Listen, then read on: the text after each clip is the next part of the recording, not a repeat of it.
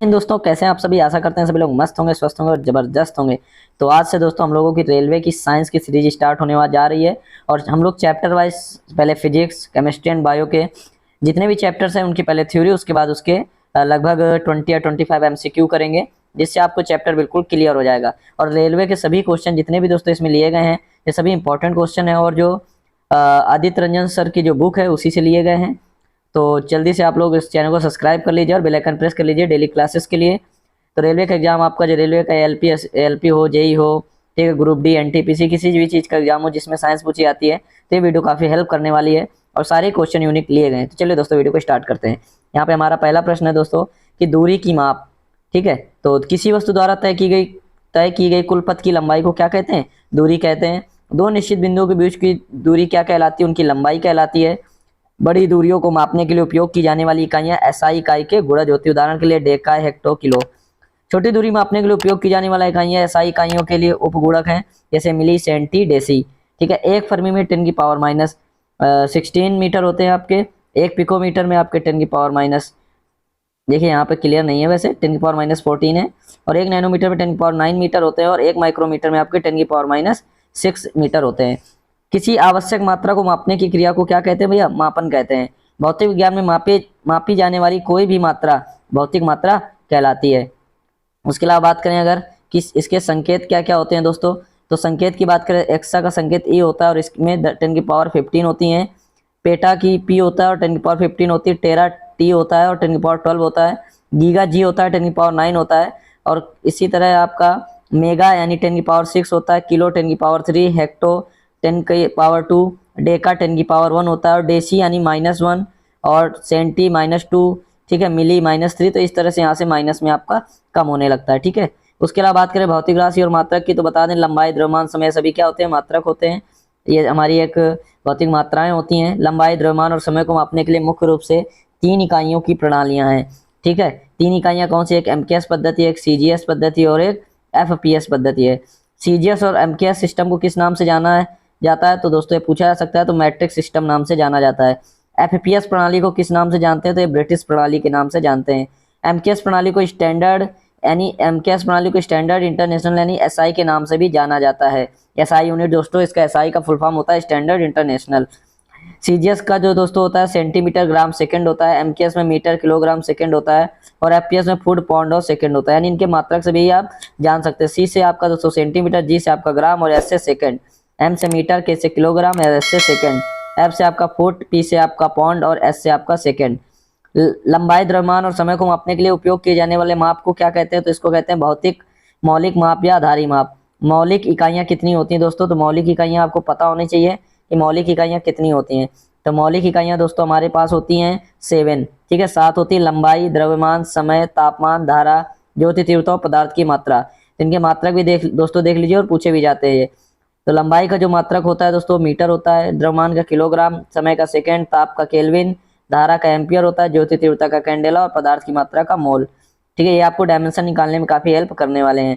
उसके बाद बात करें खगोलीय दूरी किसे कहते हैं? एक प्रकाश वर्ष द्वारा एक वर्ष में तय की गई कुल दूरी एक प्रकाश वर्ष कहलाती है। एक प्रकाश वर्ष इक्वल टू 9.467 इंटू 10 की पावर 18 मीटर। सूर्य और पृथ्वी के बीच बहुत लंबी दूरी मापी जाती है, इसे खगोलीय इकाई कहते हैं। एक खगोलीय इकाई 1.496 इंटू 10 की पावर 11 मीटर के इक्वल होती है। दूरी मापने की सबसे बड़ी इकाई पारसेक होती है। एक पारसेक में 3.26 प्रकाश वर्ष होते हैं, ठीक है। उसके अलावा आगे आइए नेक्स्ट क्वेश्चन देखते हैं इसी में। तो मानक इकाइयां होती हैं कुछ, जैसे एसआई यूनिट्स होती हैं। तो वह मान जो किसी की भी स्थान पर किसी के द्वारा भी मापने पर समान होता है, वह आपका मानक इकाई कहलाता है, ठीक है। तो आइए इसमें से देख लेते हैं किसकी क्या क्या यूनिट होती हैं। चाल और वेग की यूनिट सेम होती है, LT-1। भार और बल की यूनिट MLT-2 और प्लांक नियतांक कोणीय संवेग ML2T-1 और कोणीय वेग और वेग प्रवणता की T-1, संवेग और आवेग की MLT-1। उसके अलावा ऊर्जा, कार्य, बल, आघूर्ण और ये दोस्तों आपके जितने आपको यहाँ पे देख रहे हैं सारे की जो यूनिट होती है वो ML-1 और T2 होती है, ठीक है, T की पावर 2। आपेक्षिक घनत्व, आर्द्रता, घर्षण गुणांक, आवर्धन क्षमता ये मात्रकहीन होते हैं तथा ये विमाहीन राशि होती हैं। उसके अलावा बात करें क्षेत्रफल का जो मात्रक होता है वो आपको पता है मीटर स्क्वायर होता है, विमा होती है L स्क्वायर, ठीक है। आप लोग अगर नहीं पता है तो इनका स्क्रीनशॉट आप ले सकते हैं। अब मैं बात करता हूँ सदिश और अदिश राशियों की, ठीक है। तो सदिश राशियां किसे कहते हैं और अदिश राशियां किसे कहते हैं? तो सदिश राशि वो ऐसी भौतिक राशि जिसमें दिशा और परिमाण दोनों की आवश्यकता होती है, उसे सदिश राशि कहते हैं। यह साधारण बीजगणित के नियमों का पालन भी करती हैं। सदिश किसे कहते हैं? जैसे विस्थापन, वेग, त्वरण, विद्युतीय क्षेत्र, बल, संवेग, आवेग और चुंबकीय क्षेत्र, ये सभी हमारे सदिश होते हैं, वेक्टर फॉर्म होते हैं। स्केलर यानी अदिश किसे कहते हैं? ऐसी भौतिक राशि जिसमें केवल परिमाण हो, दिशा नहीं हो, अदिश राशि कहलाता है। ठीक है। अदिश क्या क्या? द्रव्यमान, कार्य, ऊर्जा, शक्ति, क्षेत्रफल, घनत्व, चाल, दाब, समय, विभव, ताप, ये सभी हमारे क्या है? अदिश राशियां हैं। सदिशों के परिमाण का निरूपण करते हैं। सदिशों को जोड़ के त्रिभुज का नियम r vector equal to a vector plus b vector होता है। ठीक है। समान सदिशों के जोड़ का समांतर चतुर्भुज का नियम। ठीक है। तो सदिशों के जोड़ का समांतर चतुर्भुज का यह फार्मूला होता है आपका। उसके अलावा जैसे यहाँ पर देख सकते हैं, यंग गुणांक की जो डायमेंशन पूछी जाती है, ml-1 t-2। ठीक है। उसके अलावा धारिता की यूनिट।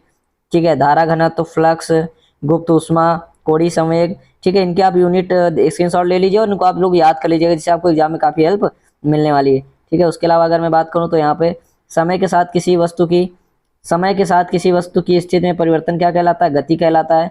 जब शरीर एक सीधी रेखा में चलता है तो सरल रेखीय गति होती है।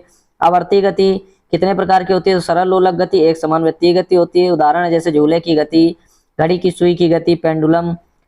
वस्तु किसी मध्य या स्थिर स्थिति से आगे पीछे चलती है तब वह दोलन गति, ऑब्स्टलेशन जो होता है दोस्तों, ऑब्स्टलेशन में ये गति क्या होते हैं? आगे पीछे करती रहती है। ठीक है। तभी इनको दोलन गति कहते हैं। किसी वस्तु द्वारा तय की गई कुल पथ की लंबाई को दूरी कहते हैं, बता चुके हैं। किसी वस्तु द्वारा तय की गई सबसे छोटी पथ लंबाई उसका विस्थापन होता है। गति की दर, ठीक है, इसको मापते हैं। द्वारा तय की गई कुल दूरी क्या कहलाती है? चाल कहलाती है। चाल का जो एसआई मात्रक मीटर पर सेकंड होता है। यात्रा की कुल दूरी को कुल लिए गए समय से विभाजित करने पर औसत चाल निकल आता है।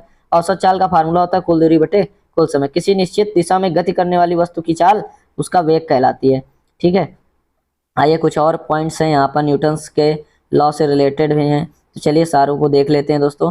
ठीक है। तो यहाँ पर हमारे पास क्वेश्चन है, औसत वेग का फार्मूला क्या होता है? तो विस्थापन बटे समय होता है। तो विस्थापन जो सबसे छोटा पथ होता है दोस्तों, दूरी जो होती है कुल पथ की लंबाई होती है। जैसे यहाँ से यहाँ तक की पूरी लंबाई हो गई, आप फिगर में देख सकते हैं, यहाँ से यहाँ तक की।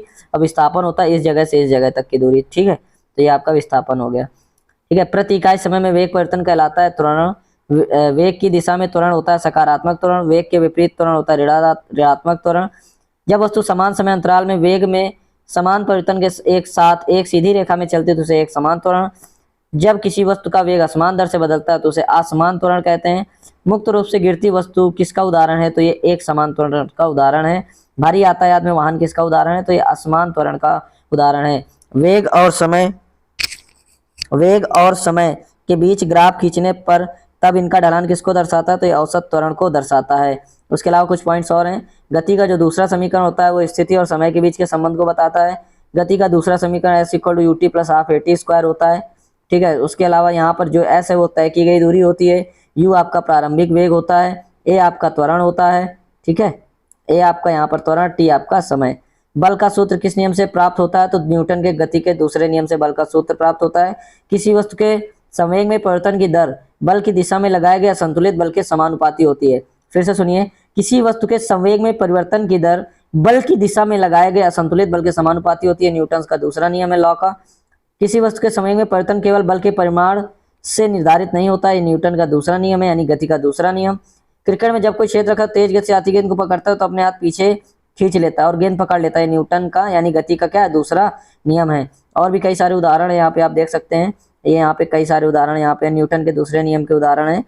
ठीक है। टेनिस गेंद की तुलना में क्रिकेट गेंद से अधिक चोटें लगती हैं। गेंद गद्दे की तुलना में फर्श पर चोट लगने का खतरा अधिक होता है। ऊंची या लंबी कूद में जमीन को खोदकर हल्का कर दिया जाता है ताकि कम चोट लगे।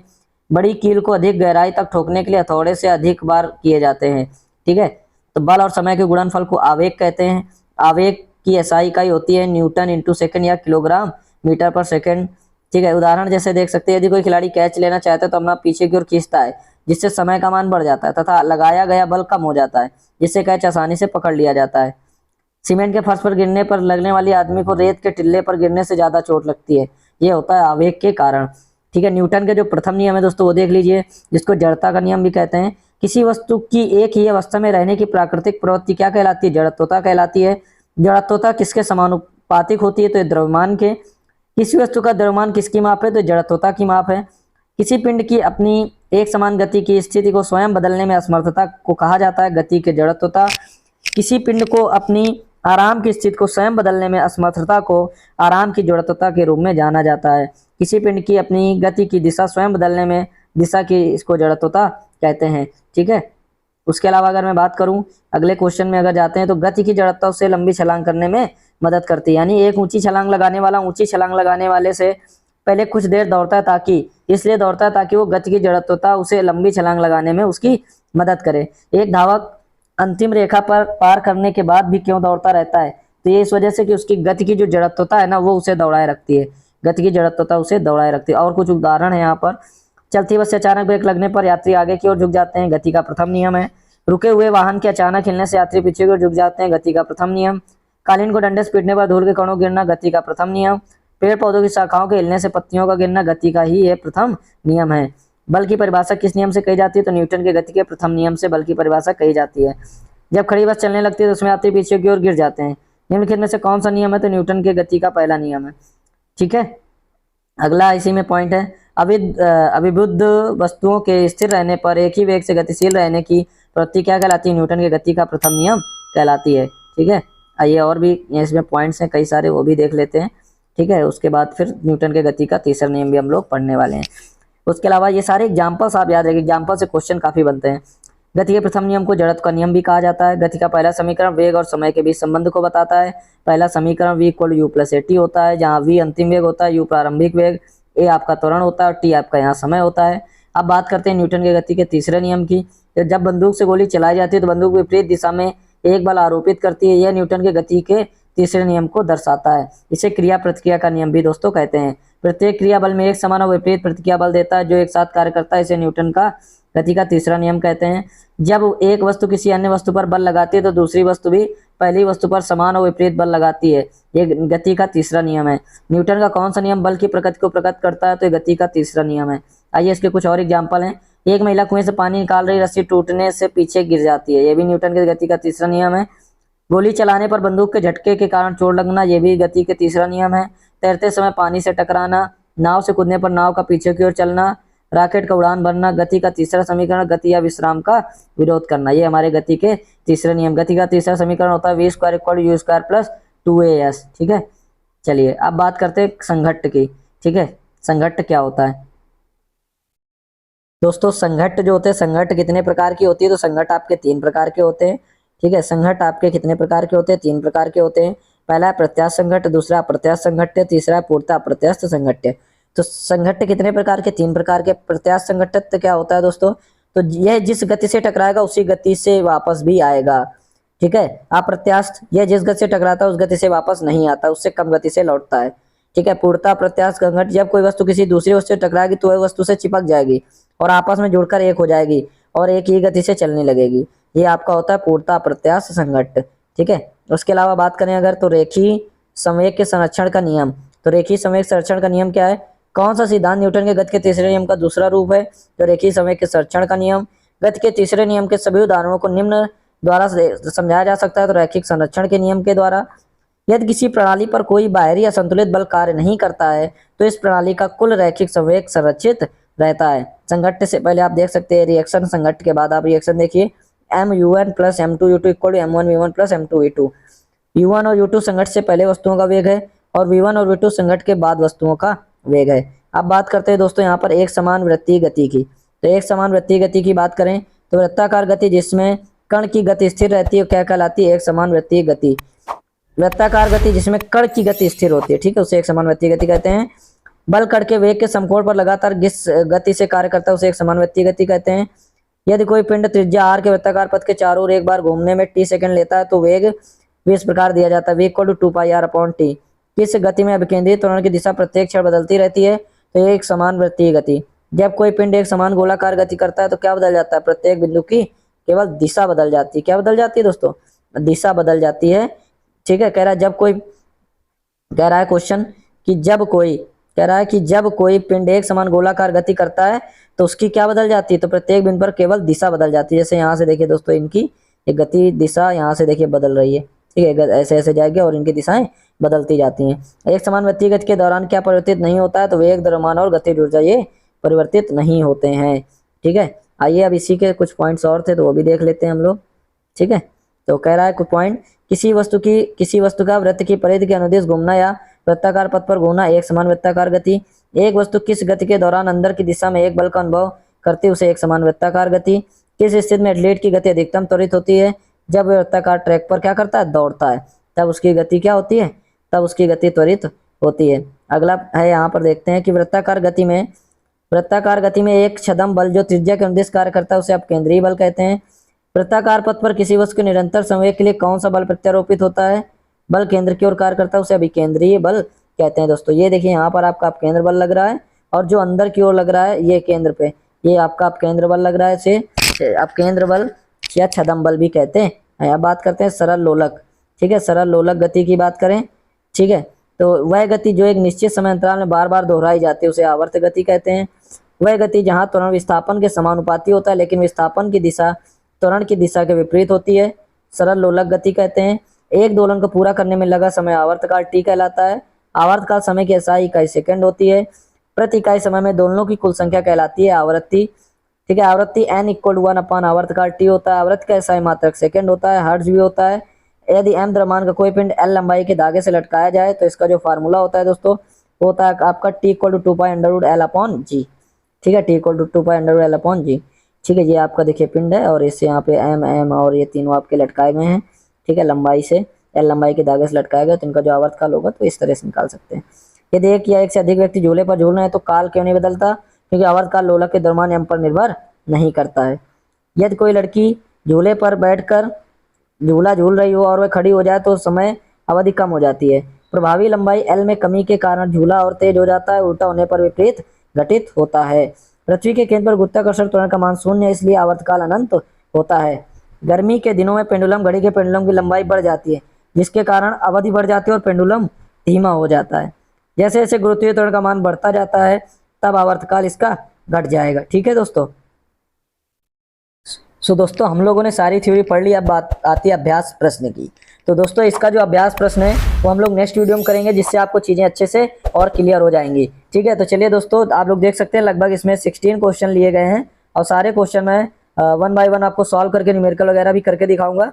तो आप लोग सेकंड पार्ट जरूर देखिएगा। आपको अगर इसकी वीडियो अच्छी लगी हो तो आप लोग चैनल को सब्सक्राइब करके बेल आइकन प्रेस कर लीजिए जिससे इसी तरह की अपडेट्स आपको मिलती रहें। तो चलिए दोस्तों वीडियो को अंत करते हैं और नेक्स्ट पार्ट में मिलते हैं।